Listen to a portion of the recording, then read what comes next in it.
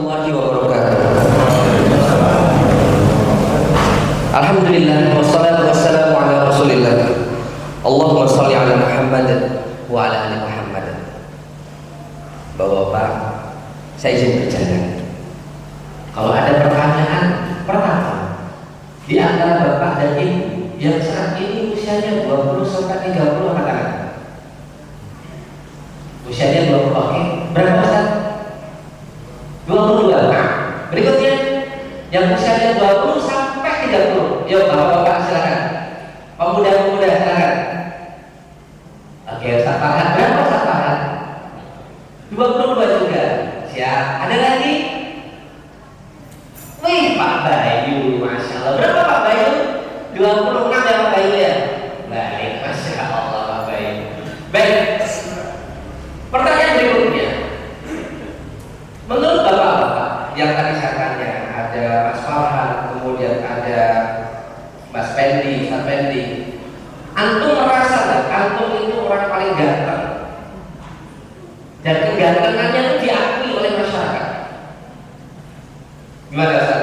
Enggak ya Ustaz ya? Karena tawadhu ya, Masya Allah, rendah diri, rendah hati gitu. Pertanyaan berikutnya, di usia Mas Pendi, Mas Farhan, Ustaz Yusuf berapa sih Ustaz Yusuf? Kok nggak angkat-angkat? 20? Siap, 20, Masya Allah. Ustaz Mufi, antum diem aja. Berapa Ustaz Mufi? 26? 27? Baik, 27. Nah, di usia 27 Ustaz Mufi, apakah antum ini kalau bangun tidur sudah disiapkan makanan, sudah disiapkan baju-baju pakaiannya sama orang tua? Enggak ya, mandiri ya. Baik, saya malam hari ini akan berkisah tentang satu sahabat yang Masya Allah dimanja sekali sama ibunya.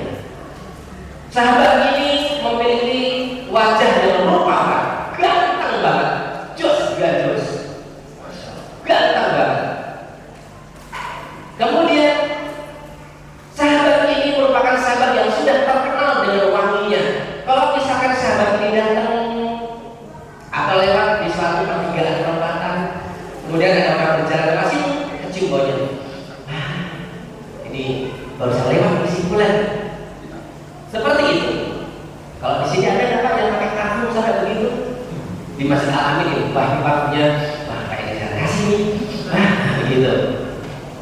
Sahabat ini udah ganteng, pinter, kaya raya, dimanja sama orang tuanya. Sahabat ini adalah Mus'ab bin Umair. Siapa? Anakku semuanya? Namanya siapa? Iya? Iya, Mus'ab bin Umair. Saat ini kita akan belajar bersama seperti apa Mus'ab bin Umair itu, Bapak-bapak Ibu semuanya. Mus'ab bin Umair, Masya Allah. Al-Bara bin Azib. Masih ingat Al-Bara bin Azib Pak? Yang pernah dikisahkan oleh Ustaz Abi di sini. Al-Bara bin Azib itu mengakui tentang kegantengannya Mus'ab bin Umair. Disebutkan dalam riwayat dalam Rahimul Maktum itu disebutkan Al-Bara berkata, "Ma ra'aitu rajulun mithla." Aku belum pernah melihat laki-laki seperti dia dimanapun aja, dan kapanpun belum pernah melihat seperti dia. Ka'annahu rajulun minal jannah. Aku tuh seolah-olah kalau melihat Mus'ab bin Umair itu, dia tuh seperti orang yang berasal dari surga. Karena sangat gantengnya, wangi, rapi, kelipis rambutnya, seperti itu. Kemudian karena kecerdasannya Allah berikan hidayah kepada beliau. Saat itu di Mekah Rasulullah berdakwah dengan sembunyi-sembunyi, dan Mus'ab bin Umair termasuk orang yang penasaran dengan ajaran Nabi Muhammad. Maka kemudian pelan-pelan mengendap-endap masuk ke rumahnya Al-Arqam Ibnu Al-Arqam. Masuk ke situ, satu hari mendengarkan nasihatnya, 2 hari, 3 hari, sampai akhirnya Mus'ab bin Umair masuk Islam. Tiba suatu malam, Mus'ab bin Umair ini diketahui oleh tetangganya. Kemudian tetangganya lapor sama ibunya, karena ibunya sayang banget sama Mus'ab bin Umair.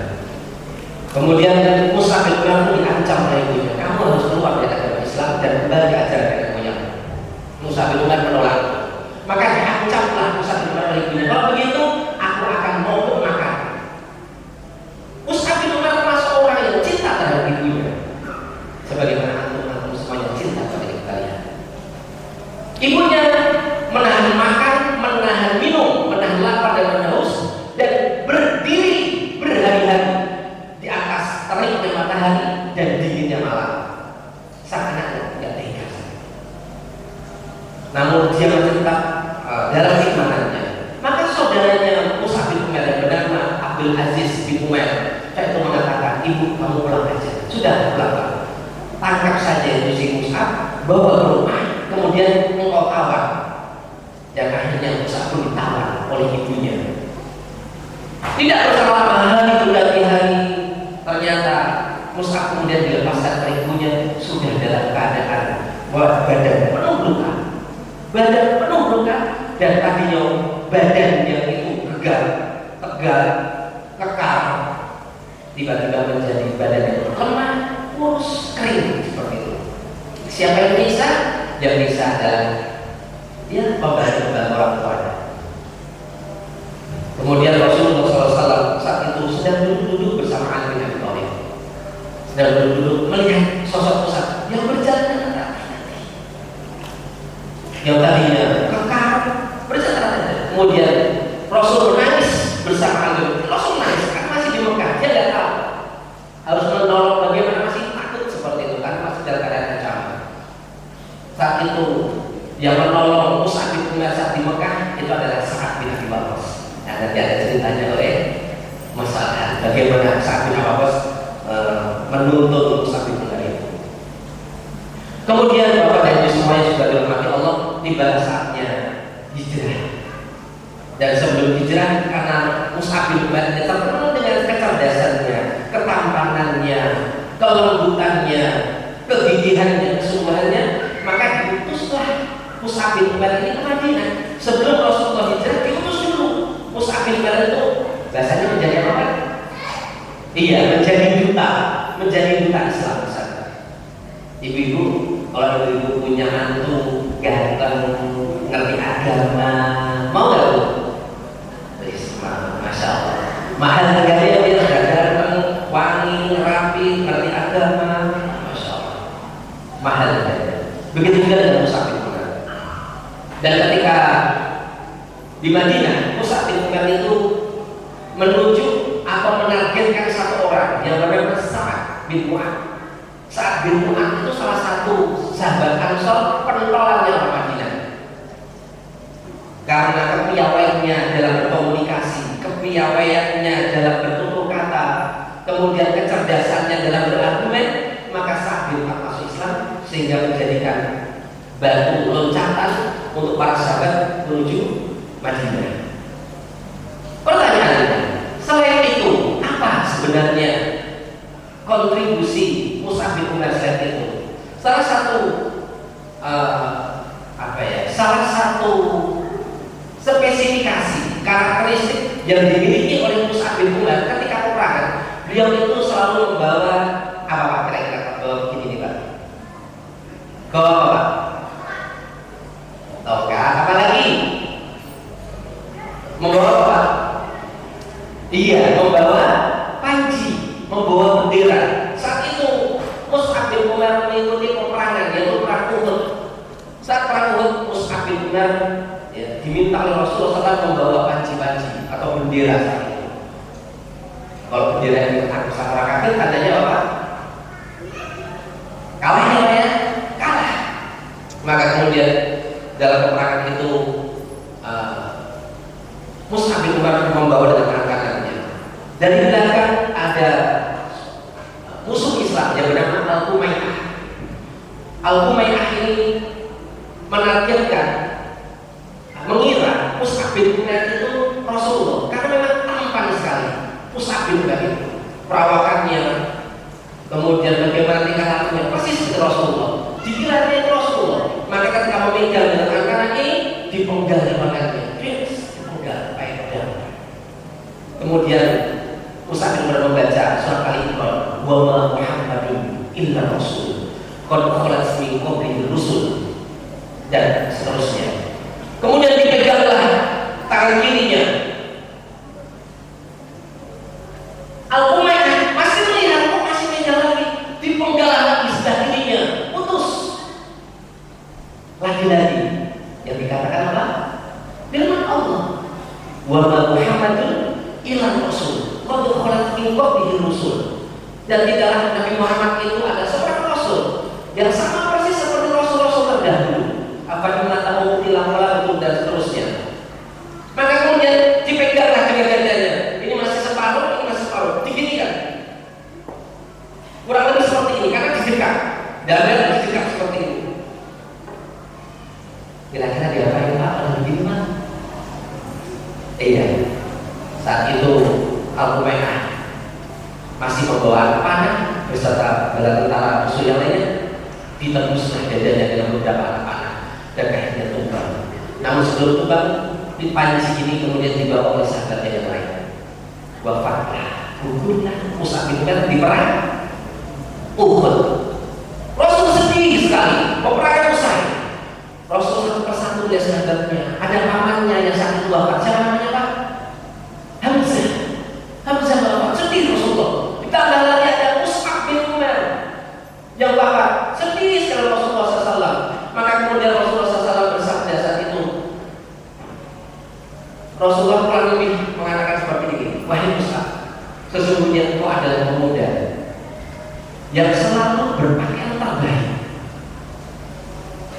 dan selalu melakukan hal yang terbaik, dan saat ini engkau meninggal hanya dengan mengenakan kain burdah. Kain burdah itu kain yang kasar sekali, sangat kasar.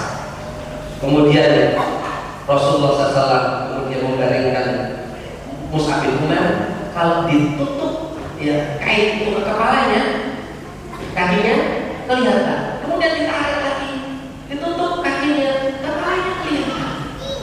Padahal dulunya dia orang kaya raya, sangat kaya raya. Kemudian Rasulullah menutup tangan ke kepalanya, kemudian meminta sahabat untuk menutup kakinya dengan rumput. Mus'ab bin Umair di usia 40 tahun, Mus'ab bin Umair wafat. Ayo hadirin azallahu iyyakum, anak-anakku semuanya yang semoga dirahmati Allah dan para pemuda yang saat ini hadir. Apa pelajaran yang bisa kita ambil dari tokoh yang bernama Mus'ab bin Umair ini?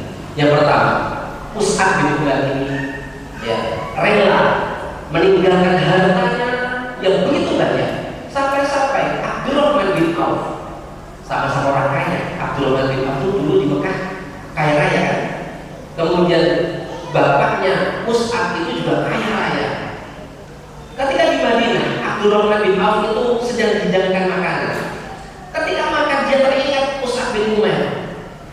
Ketika masa kejayaan itu, teringat mau makan, teringat Mus'ab bin Umair. Kemudian Abdurrahman bin Auf mengatakan, alangkah bahagianya Mus'ab bin Umair sudah mendahului. Mus'ab bin Umair lebih baik daripada aku. Kemudian makanannya disingkirkan, tidak jadi makan, nggak tega mau makan itu nggak tega karena belum sama-sama orang kaya. Kemudian Mus'ab bin Umair meninggalkan semua kekayaannya untuk hijrah. Maka mungkin ada di antara kita yang meninggalkan tempat halamannya, yang meninggalkan kampung halamannya, mungkin untuk pendidikan anak-anaknya, rela berhijrah meninggalkan kampung halaman untuk pendidikan anak-anaknya. Wa man yuhajir fi sabilillah yajid lahu fil ardi muraghaman katsiran wa sa'ah. Siapa saja yang berhijrah di jalan Allah, maka dia akan mendapati tempat hijrah yang begitu luas dan kenikmatan yang begitu banyak. Memang orang yang hijrah itu meninggalkan, tapi insyaallah balasannya lebih baik.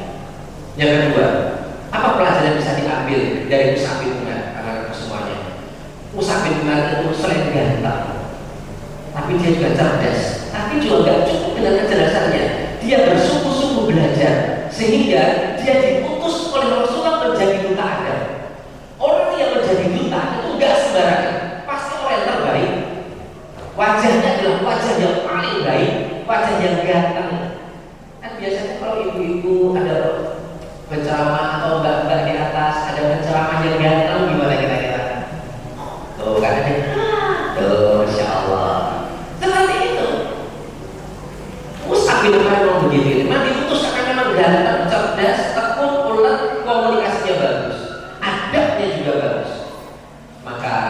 semuanya sudah dirahmati Allah, bersungguh-sungguh terus jalan ya, menanamkan adab dan belajar tentang ilmu pengetahuan.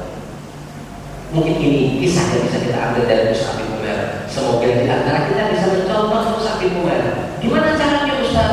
Bagaimana caranya? Salah satunya, kalau mau berangkat sekolah, pastikan anaknya rapi, ganteng, wangi bagi laki-laki.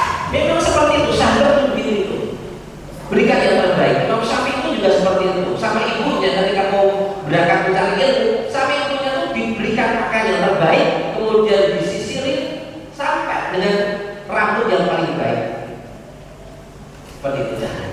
Dan semoga kita semuanya bisa mencontoh Mus'ab bin Umair. Subhanallah wa bihamdika, asyhadu an la ilaha illa anta, astaghfiruka wa atubu ilaik. Assalamualaikum.